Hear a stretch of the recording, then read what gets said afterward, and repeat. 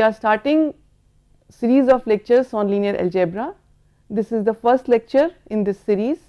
In this we will be discussing vector spaces. Viewers, we are performing operations of additions and multiplication on numbers, but they are performed on vectors as well. We have seen how addition and scalar multiplication is performed on matrices. They can be performed on polynomials also. Similarly, the linear combination of objects appear in many different contexts, like we can have linear combination of vectors, solution of differential equations. Now, a branch of mathematics dealing with the common properties of sets and linear combination of its elements is linear algebra. We start with the definition of vector spaces. Now, vector spaces, sometimes we call it as linear spaces, consist of the following. The first is the set of real numbers, we call them scalars, a non-empty set V of objects or vectors, and two operations defined on them, plus and star. They are defined as, plus is defined on set of vectors. So, if we have a pair of alpha and beta in V, then another vector alpha plus beta is also in V. We say alpha beta is the sum of two vectors alpha and beta, and if this is also in V, then we say vector addition is satisfying the closure property, or we say vector addition is closed in V. Now, this vector addition must satisfy following axioms. The first axiom is that addition is commutative. That means, if we add beta in alpha, that is alpha plus beta, or we add alpha in beta, that is beta plus alpha, it is same for all alpha beta in V. That is, alpha plus beta is equal to beta plus alpha for all alpha beta in V. If this property is satisfied, then we say addition is commutative.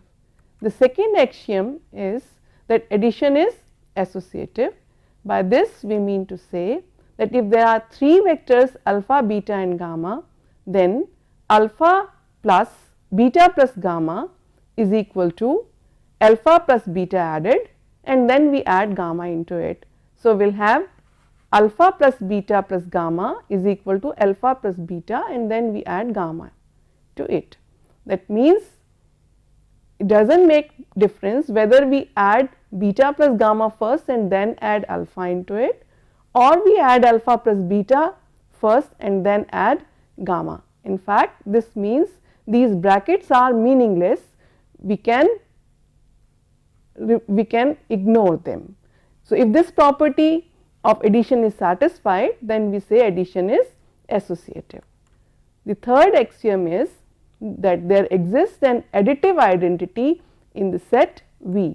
By this I mean to say that there exists a member, call it 0, in V such that alpha plus V is equal to alpha. That means, whenever we add 0, whenever we add anything on 0, that thing remains the same, that is alpha plus 0 is equal to alpha for all alpha belonging to V. Such a vector is called additive identity in V.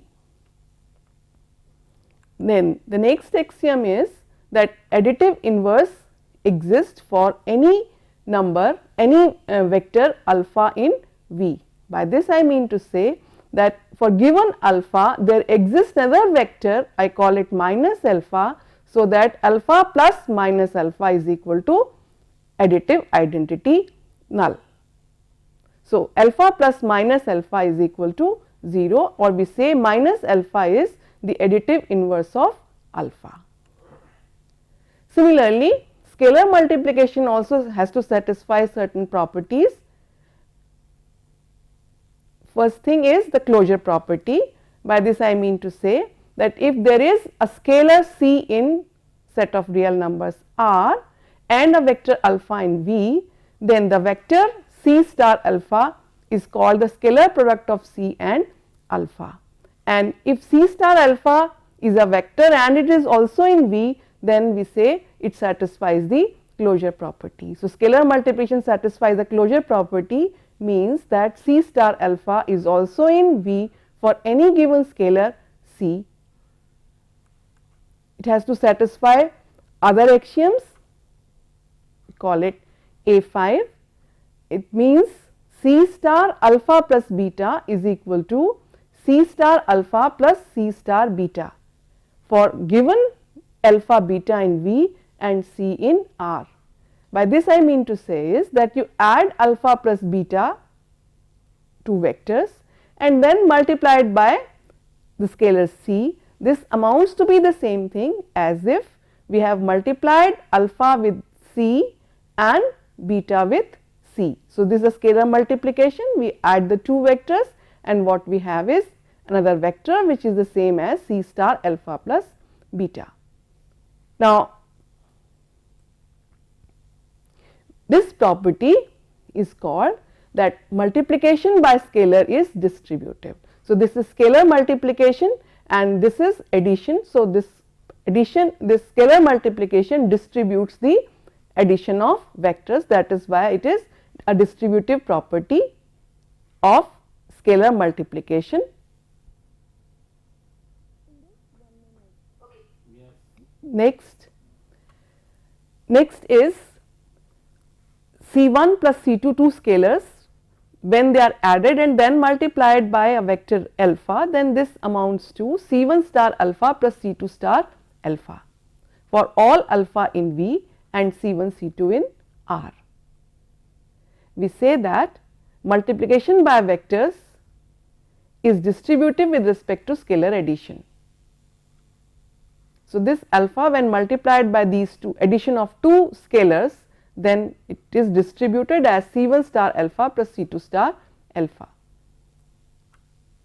The next is the associative property. Here we will have C1 dot C2, that is multiplication of two scalars multiplied by a vector alpha is equal to C1 star C2 star alpha.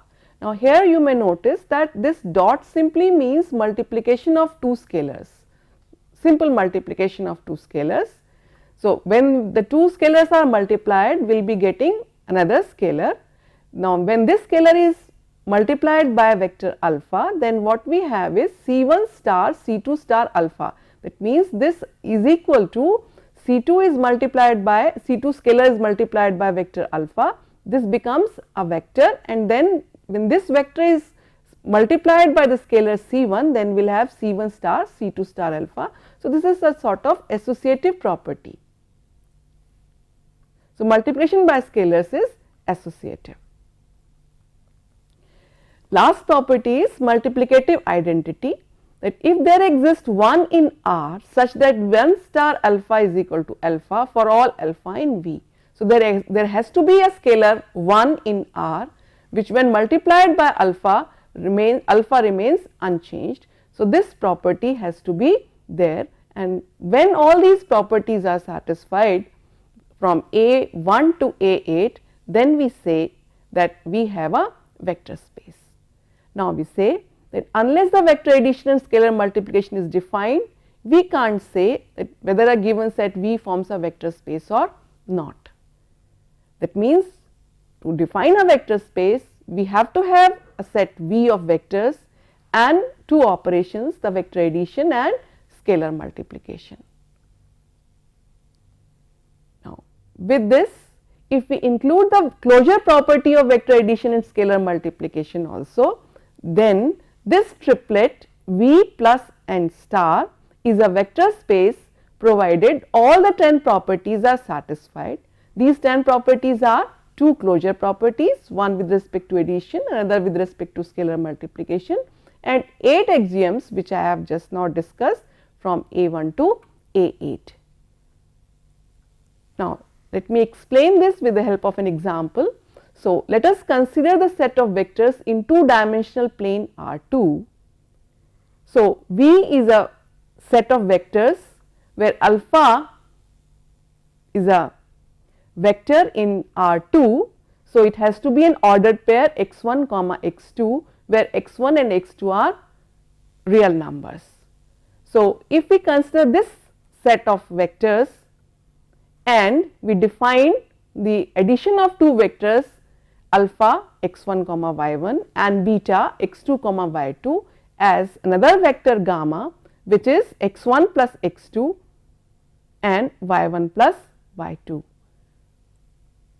So, if we define this way, then vector addition is closed, and we also define the scalar multiplication of vectors x1 y1 with scalar c as c star x1 comma x2 as cx1 comma cx2. Both the components of the vector are multiplied by c.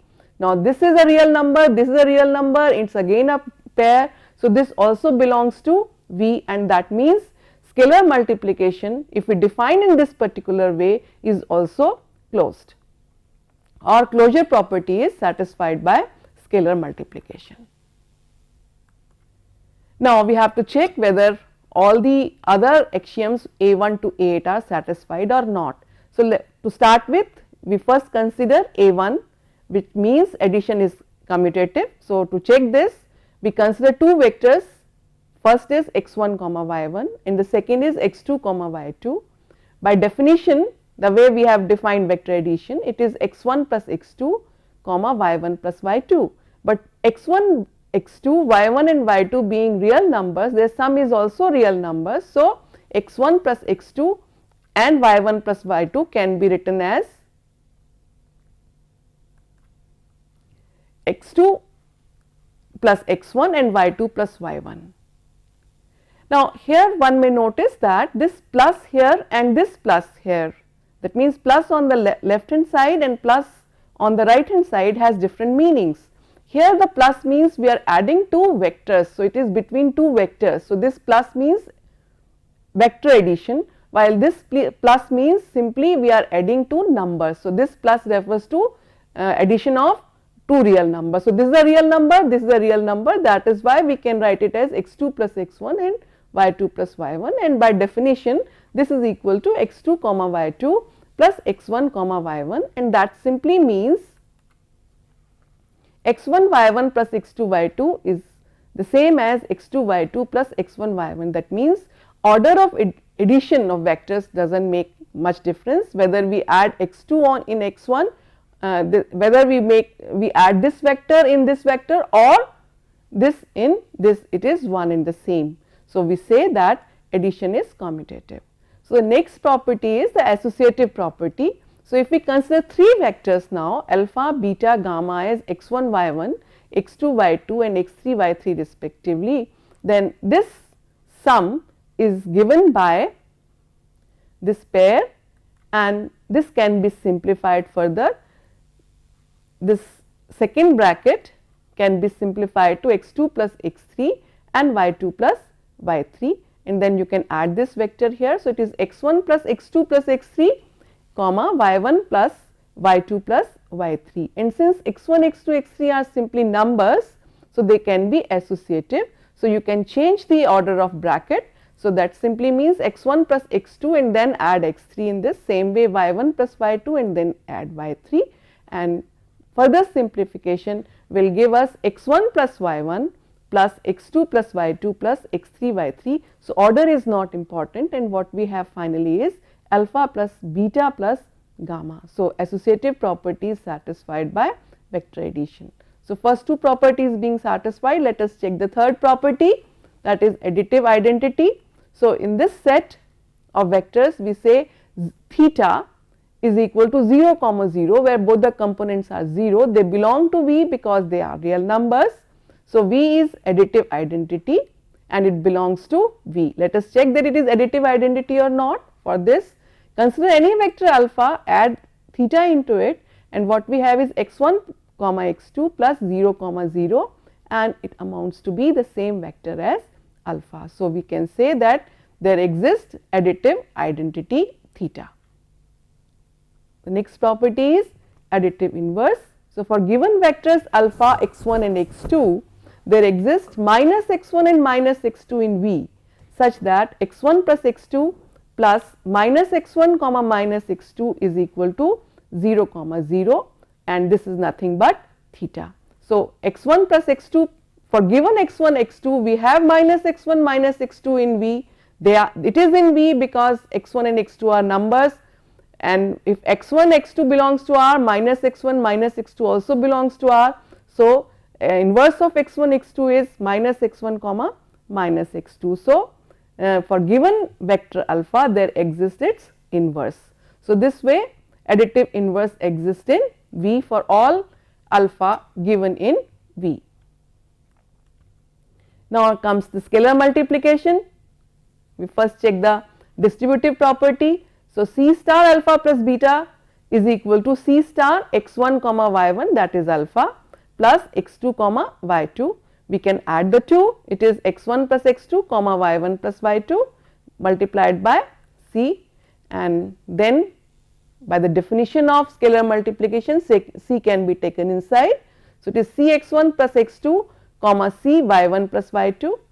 Then you can simplify this because C is a scalar and x1 x2 are real numbers. So, we can write it as C x1 plus C x2 comma C y1 plus C y2.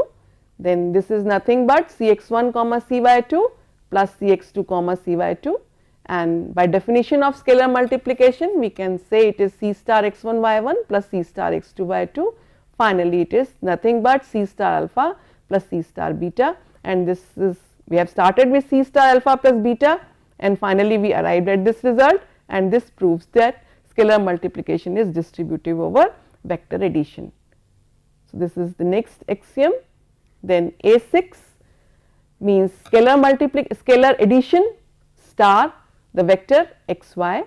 So, it is C1 plus C2x comma C1 plus C2y by the definition of scalar multiplication, and then of course, these are simply numbers as we are doing again and again. So, they can be simply multiplied, and then we finally have C1 star x comma y plus C2 star x comma y. So, the property A6 is also verified for this class.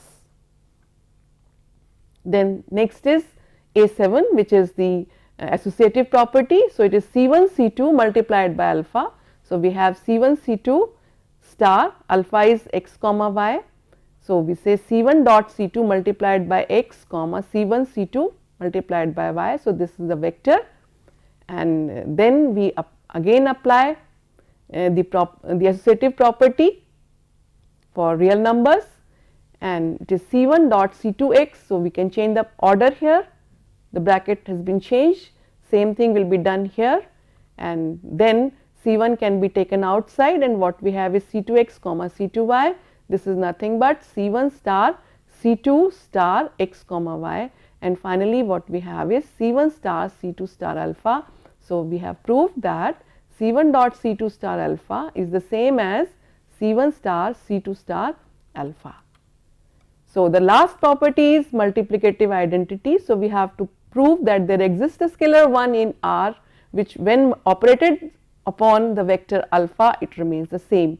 So, to check this we say 1 is that multiplicative identity. So, 1 star alpha is equal to 1 star x comma y. We apply the multiplicative definition of scalar multiplication. It is 1 dot x comma 1 dot y, which is nothing but x comma y. So, this is the same as alpha. So, finally, what we have is 1 star alpha is equal to alpha. So, this 1 is such a multiplicative identity. So, there exists a multiplicative identity 1 in R. So, all the properties are satisfied. So, one can say that R2, that is the set of vectors in R2 plus the vector addition star the scalar multiplication is a vector space.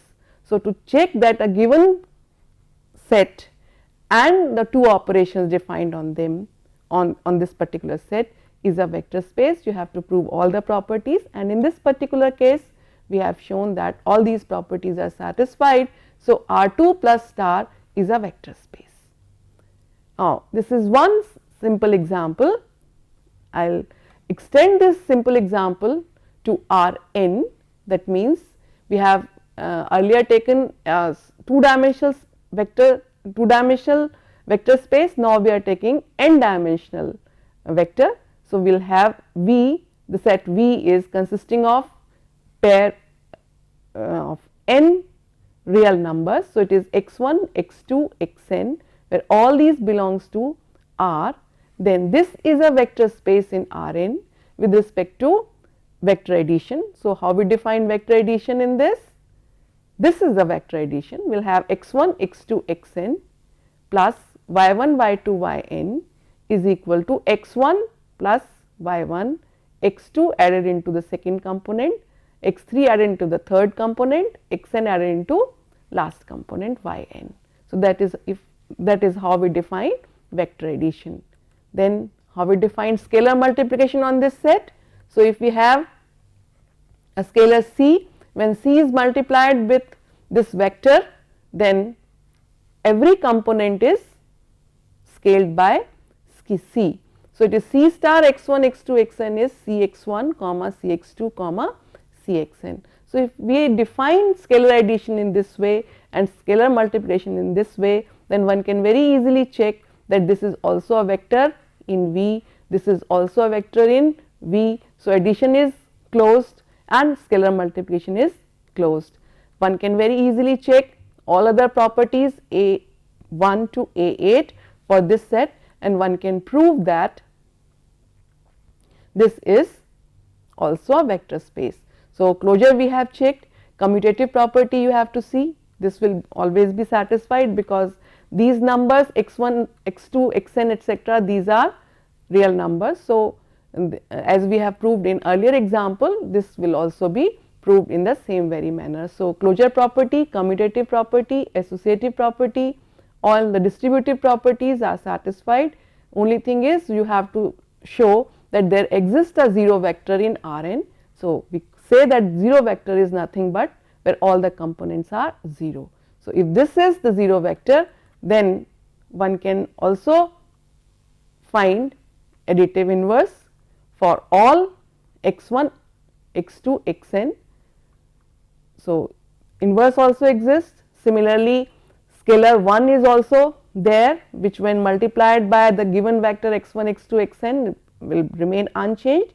So, this is also a vector space. So, V defined in this manner, addition in this particular manner, scalar multiplication in this manner is also defines a vector space.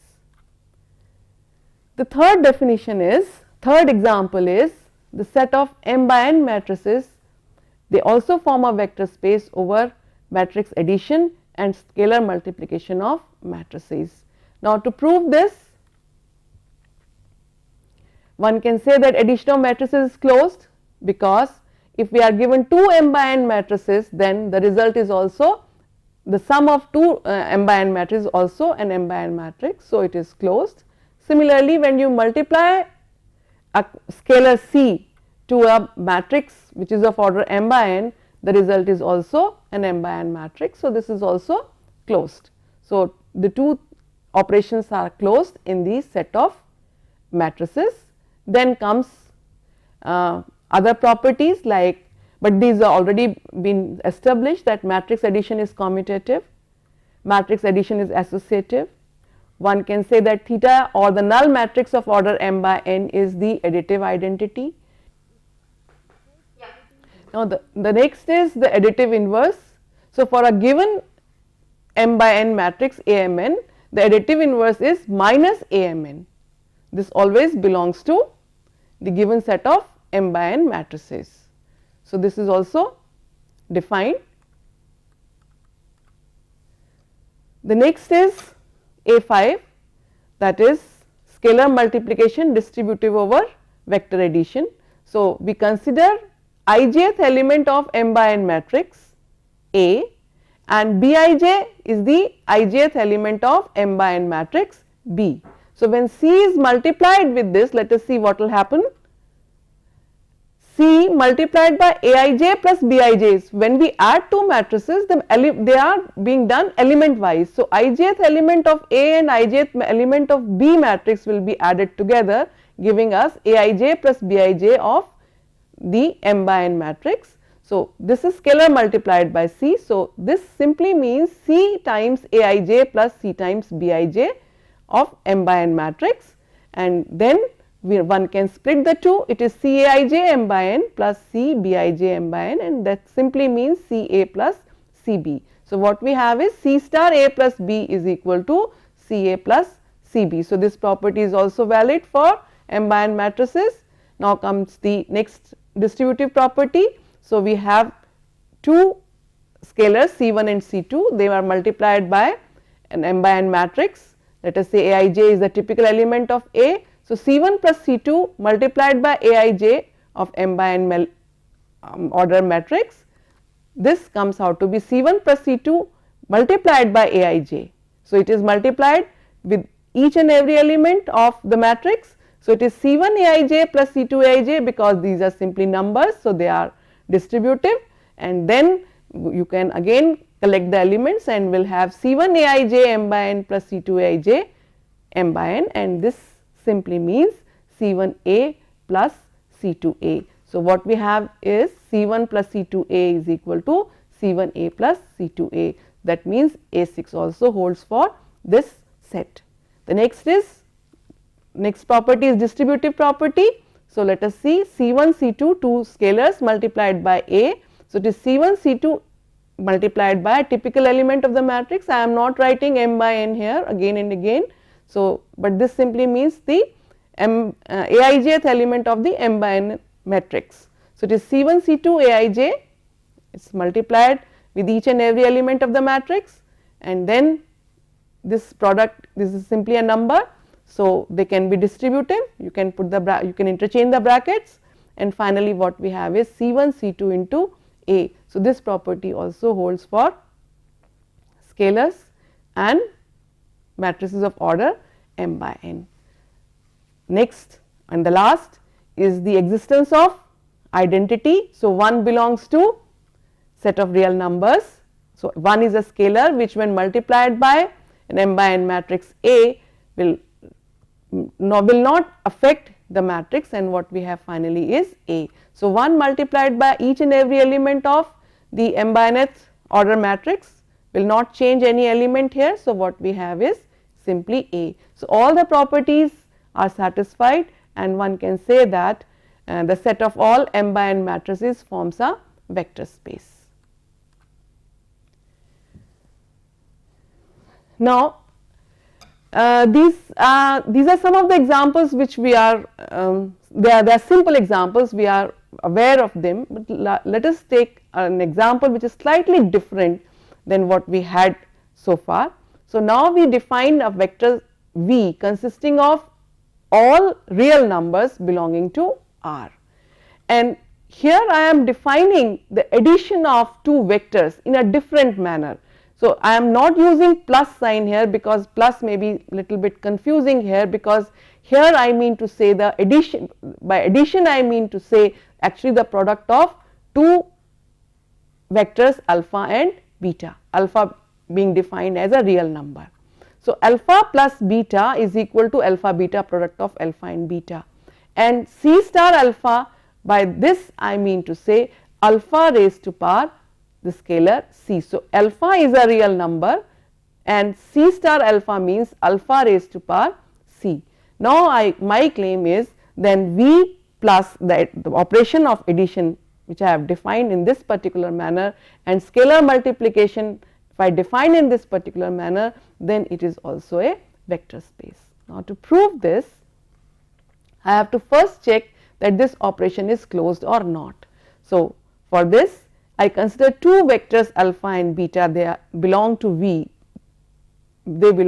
but what is V? V is actually a subset of real numbers. The way I have defined this, V is a subset of R and alpha beta belongs to V. Now, when alpha beta belongs to V, then this product means alpha beta that also belongs to V, because multiplication of two real numbers is also a real number. So, this is also closed.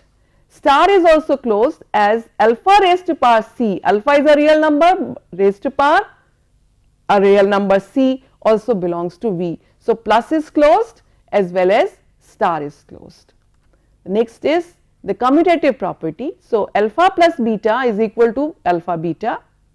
which is equal to beta alpha, because these are numbers, they can be commutative, and this is nothing but beta plus alpha. The next property is associative. So, we will say alpha plus beta plus gamma is equal to alpha beta gamma is equal to alpha beta gamma. These are now numbers. So, they can be associative and they can be written in this form. So, this becomes associative property.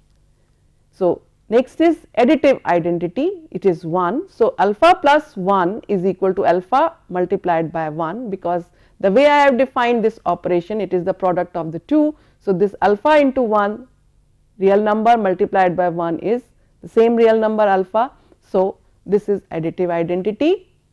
Additive inverse, in this case, if I have alpha belonging to V, then there exists 1 by alpha in V, such that when they are multiplied together, what I have is additive identity. In this case, additive identity is 1. So, alpha multiplied by 1 by alpha is equal to 1. So, we can say additive inverse of alpha is nothing but 1 by alpha. So, that is how we define additive inverse. Next thing is the distributive property. Now, to check the distributive property, we will have C star alpha plus beta is equal to, this operation is alpha beta. C star, this means alpha beta raised to power C, and these are simply numbers. So, I can write down this number as alpha raised to power C, beta raised to power C, or we can say if this is the product, then I can say alpha raised to power C added this operation beta C.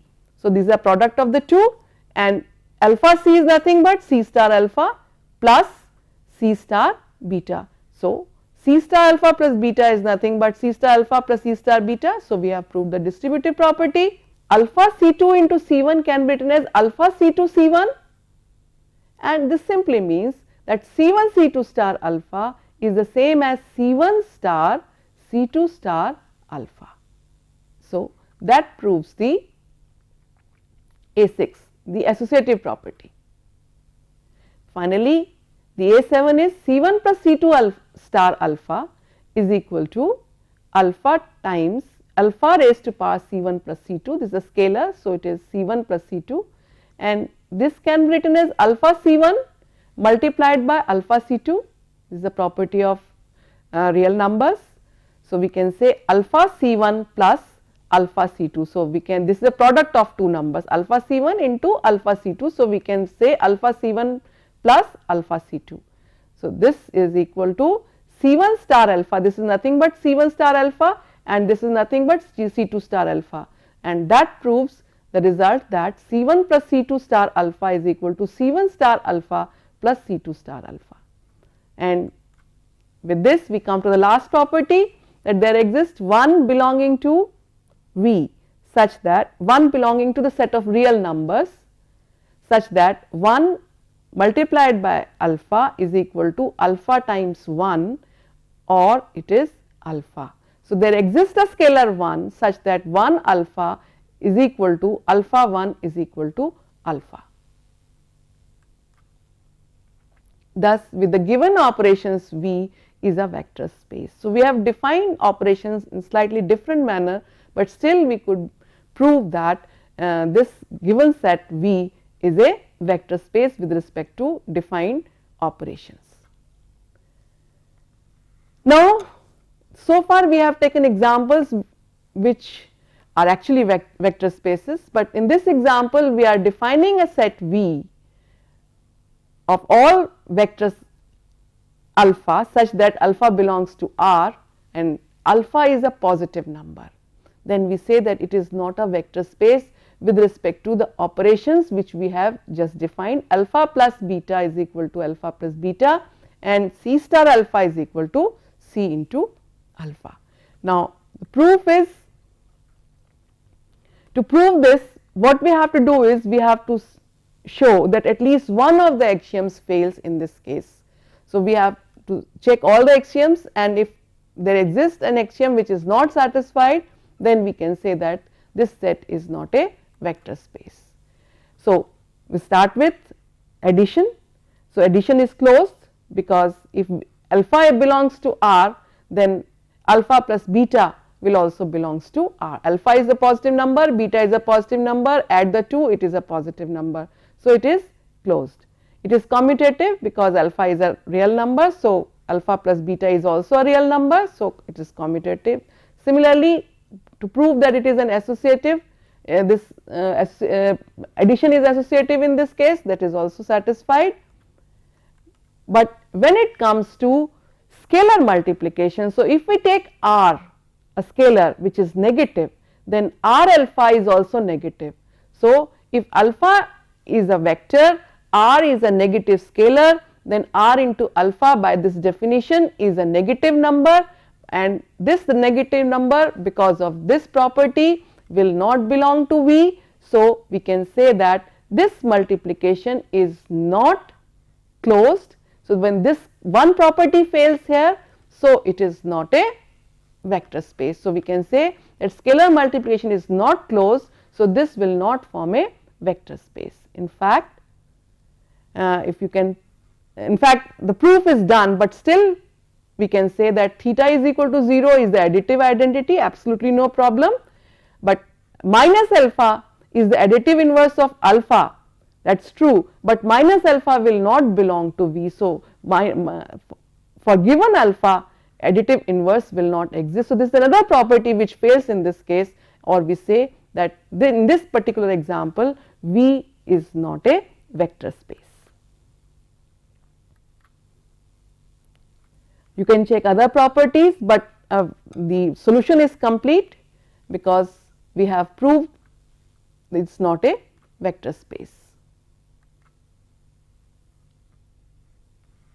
Another example, we have a set V consisting of R3, vectors in R3 x, y and z is equal to 0, x and y belongs to R with usual vector addition in R3 and scalar multiplication is a vector space. So, this set with usual vector addition and scalar multiplication is a vector space. Now, to prove this, one can check that addition and scalar multiplication, they are closed.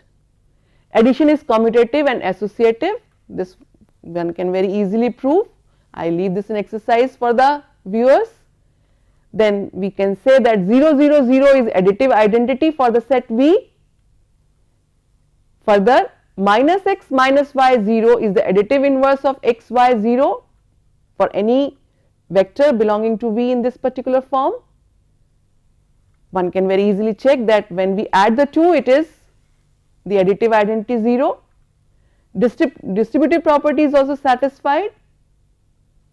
Then we can talk about the scalar 1 such that 1 into alpha is equal to alpha, and all these properties proves that V is a vector space with specified operations.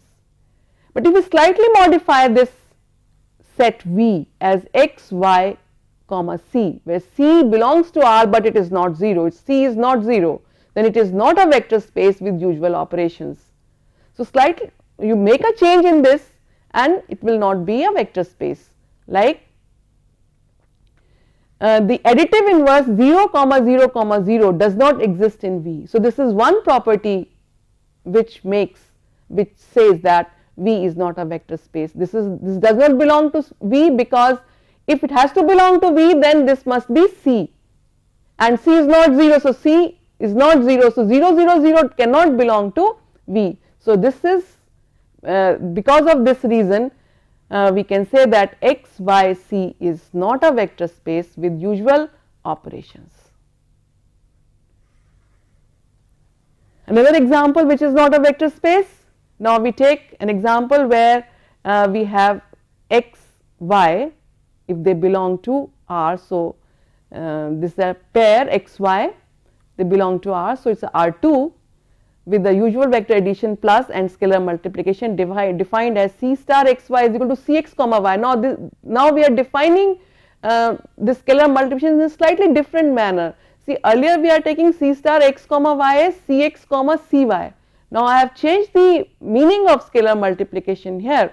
It is c star x comma y is simply c x comma y, and that means then V plus star is not a vector space. One can prove it very easily. you can check C1 plus C2 star x comma y is equal to C1 plus C2 x comma y. So, this is only first component is being multiplied by this. So, it becomes C1x plus C2x y, and now we can say C1xy plus C2xy. If I take the right hand side for this, I will have C1x comma y plus C2x plus y, and that simply means the vector addition means C1x plus C2x plus y, that makes 2y. That means this is not equal to this. So, it is not distributive. So, with this scalar multiplication, the same set which we have taken earlier will not form a vector space. So, it is important how the way you define the two operations. It is not, it depends upon the set V, it also depends upon the operations which you defined on them. So, with this operation, the same set V will not form a vector space.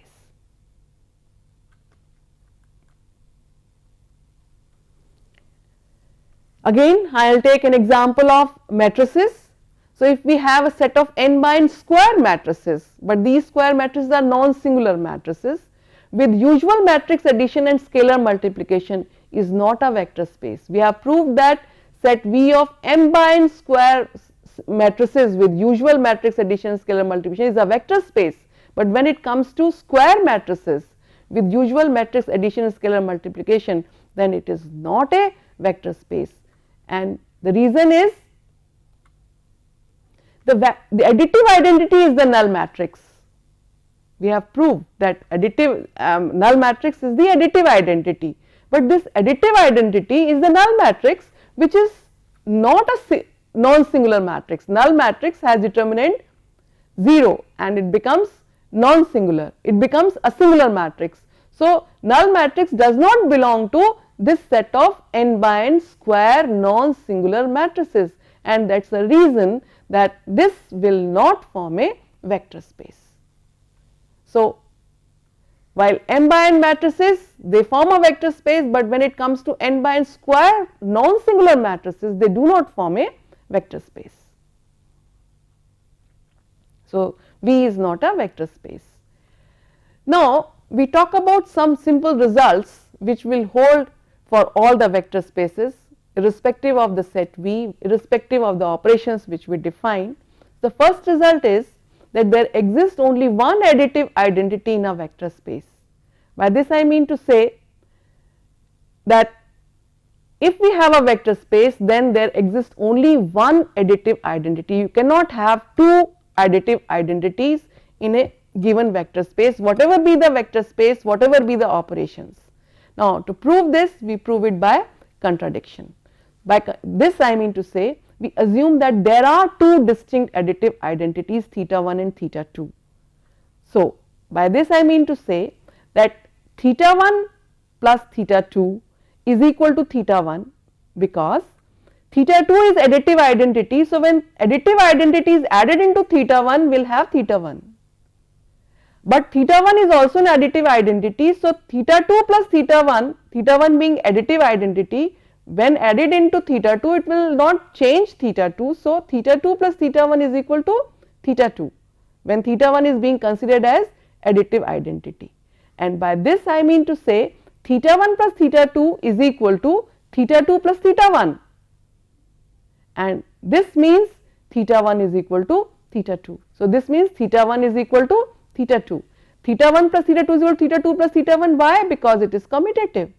So, they are equal, that means this is equal to this, theta 1 is equal to theta 2. So, what we have started with? We have started with two different additive identities, theta 1 and theta 2.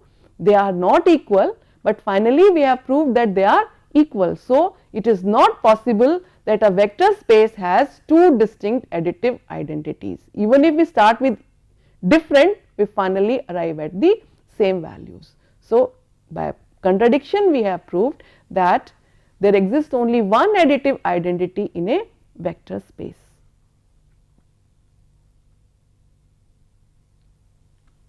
Now, the next result says that there exists only one additive inverse for given alpha in V. So, any member alpha in V cannot have two different inverses.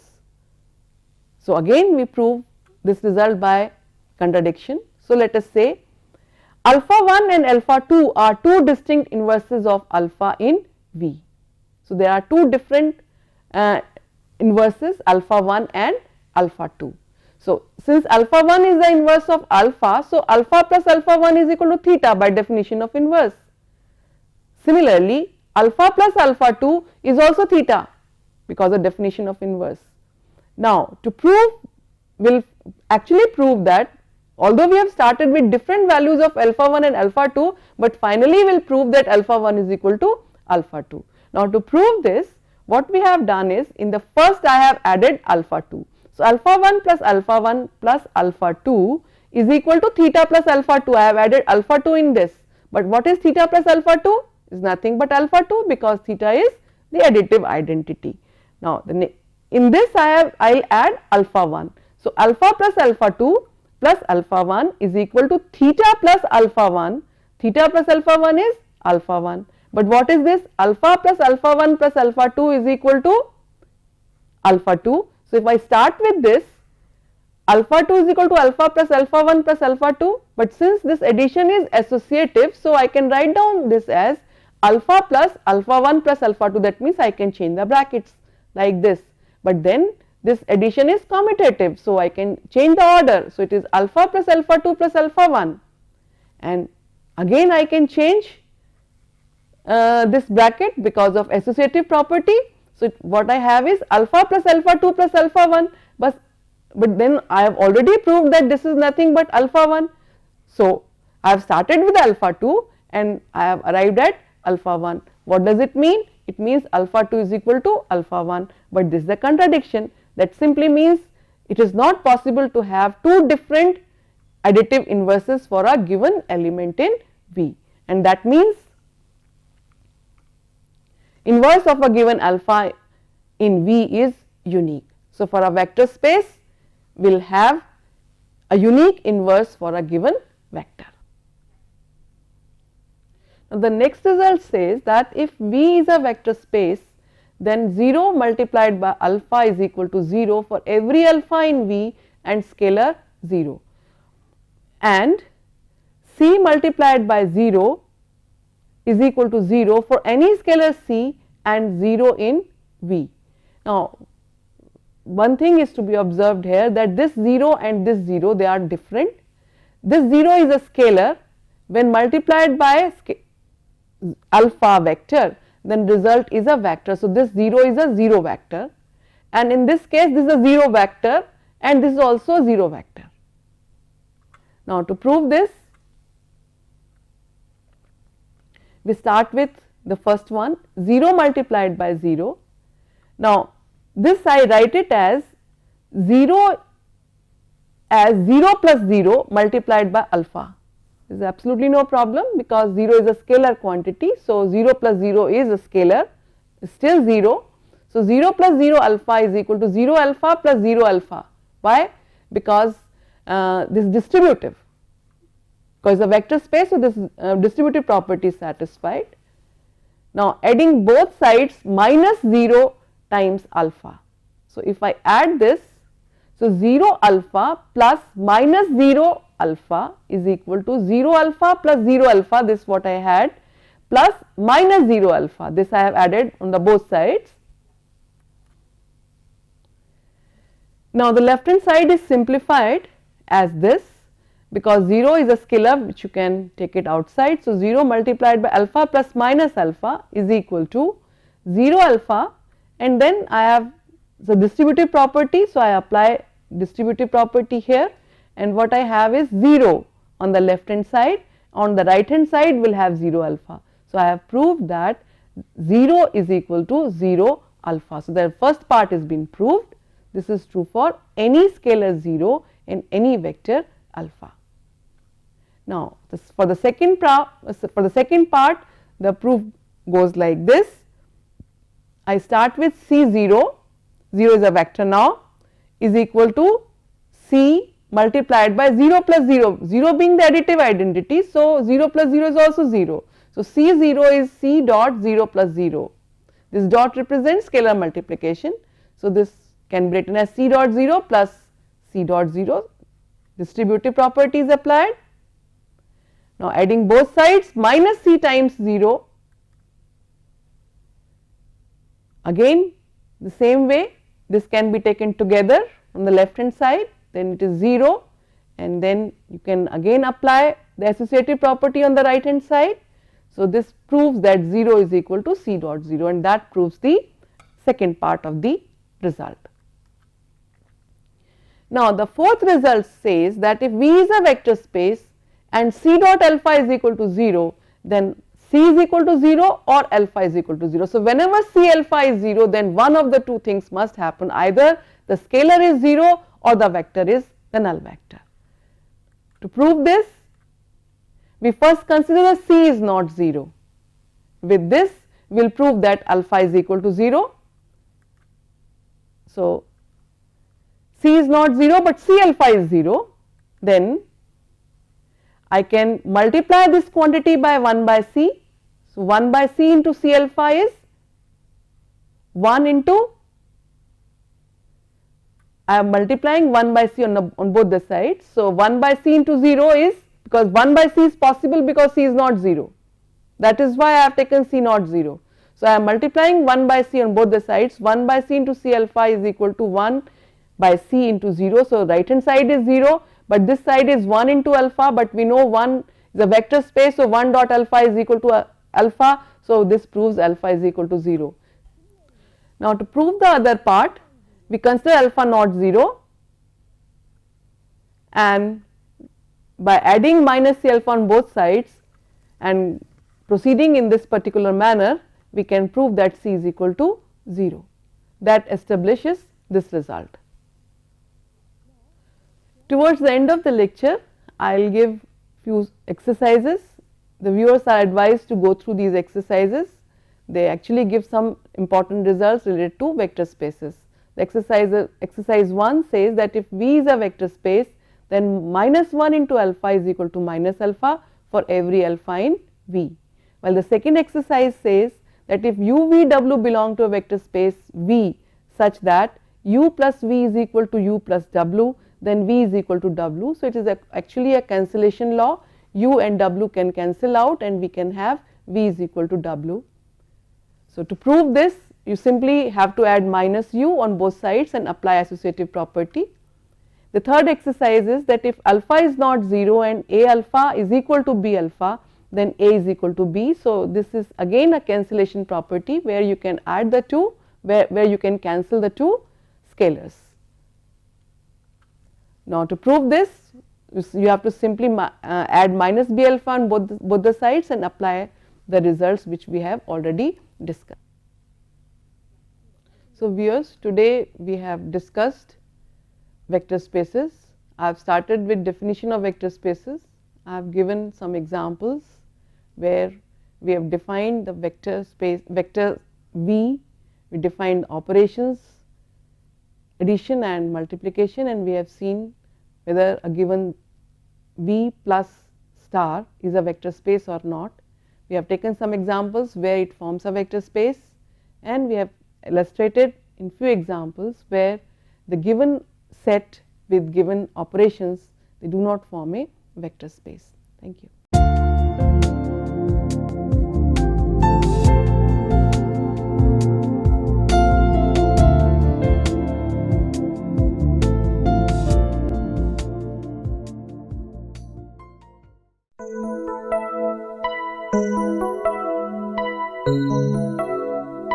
Thank you.